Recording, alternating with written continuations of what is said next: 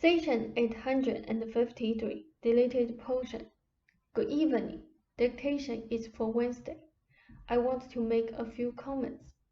Generally speaking, creativity has feminine connotations in your society, while power has masculine connotations and is largely thought of as destructive.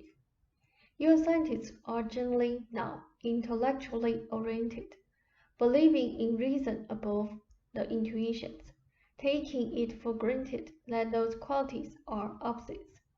They cannot imagine life's initial creative source, for in letters it would remind them of creativity's feminine basis.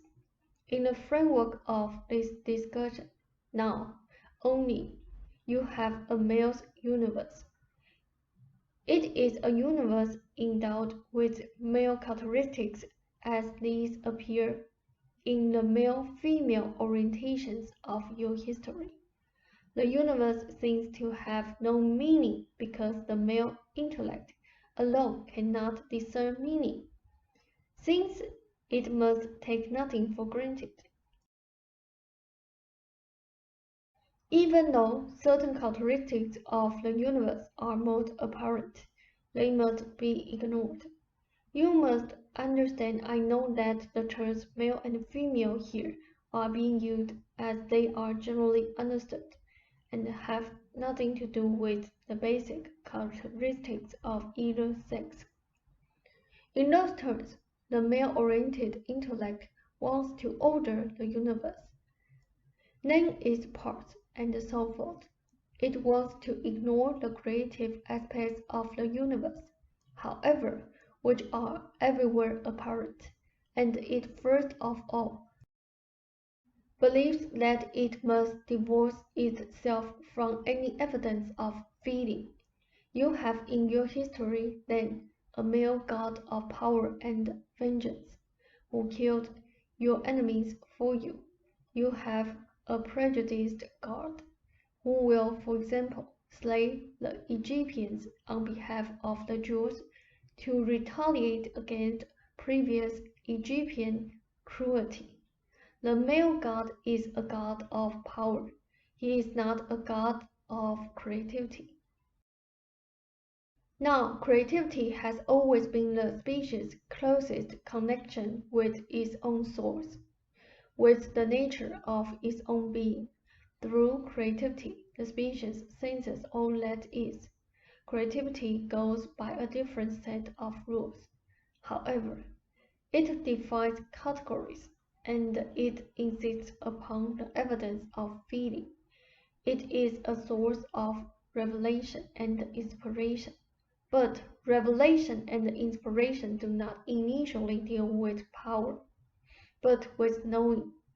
So, what happens often in your society when men or women have creative bents and good minds to boot? The Catholic Church taught that revelation was dangerous. Intellectual and psychic obedience was much the safer road, and even the saints were slightly suspect. Women were inferior, and in matters of religion and philosophy, most of all, for their creativity could be most disruptive. Women were considered hysterics, aliens to the world of intellectual thought, swayed instead by incomprehensible womanish emotions. She was to be handled by wearing down her energy through continual childbirth. Rupert was highly creative, and so following the beliefs of his time, he believed that he must watch his creativity most carefully, for he was determined to use it. He decided early to have no children, but more, to fight any evidence of femininity that might taint his work or jumble up his dedication to it.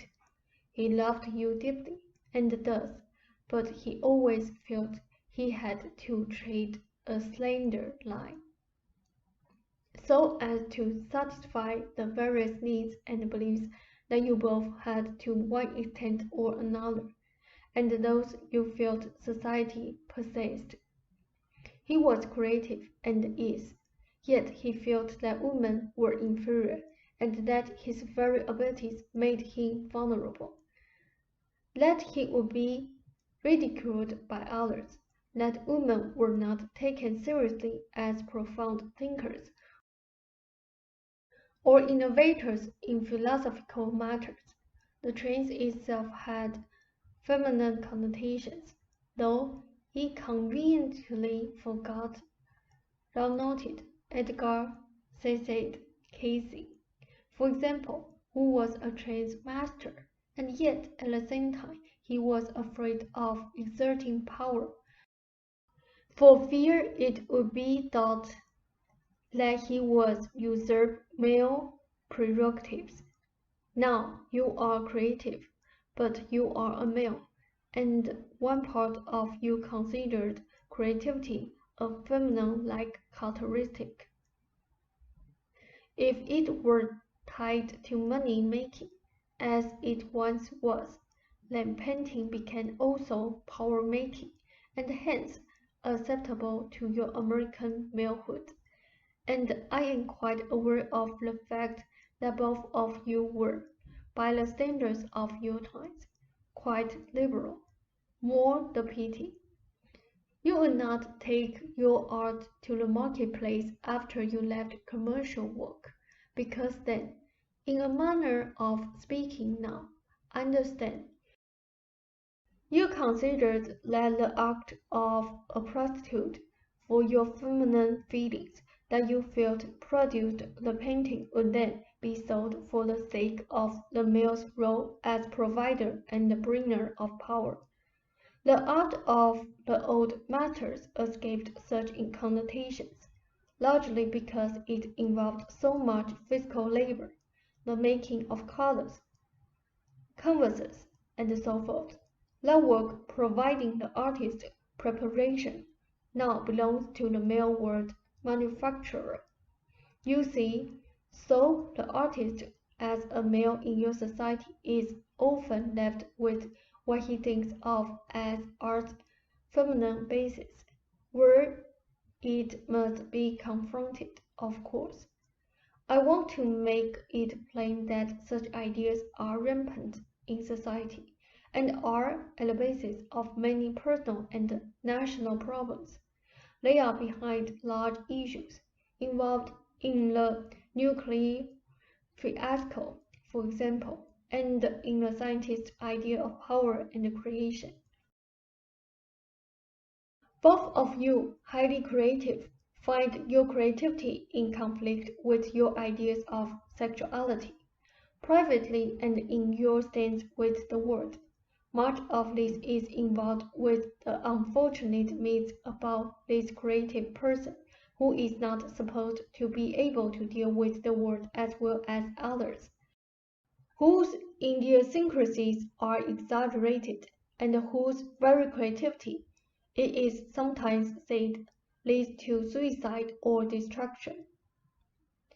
No wonder few numbers of creative people persist in the face of such unfortunate beliefs. Indeed, these are some of the reasons why Ruber distrusted the spontaneous self, because it was feminine.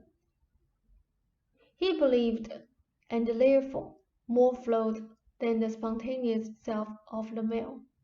You run into many contradictions. God is supposed to be male. The soul is sometimes considered female. The angels are male. Now let us look at the Garden of Eden. The story says that Eve tempted the male, having him eat of the tree of good and evil, or the tree of knowledge. This represented a state of consciousness, the point at which the species began to think and feel for itself, when it approached a certain state of consciousness in which it dared exert its own creativity. This is difficult to verbalize.